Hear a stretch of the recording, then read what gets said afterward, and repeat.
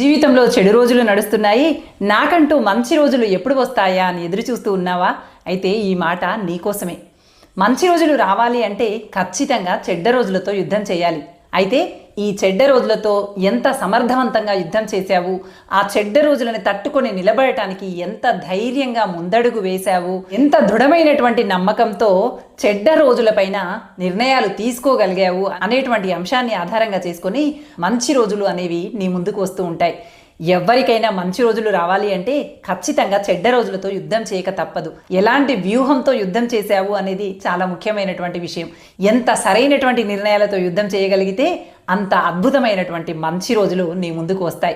అందుకే చెడ్డ రోజులు నడుస్తున్నాయని బాధపడుతూ కూర్చోటం కన్నా చెడు రోజులపైన యుద్ధాన్ని ప్రకటిస్తూ మంచి వైపు పయనించేలా ఆలోచించాలే తప్ప కుంగిపోతూ నాకే ఎందుకు ఇలా జరుగుతుంది అన్నట్టుగా కాకుండా నేను సాధించగలను, చెడ్డ రోజులని అధిగమించగలను అన్నట్టుగా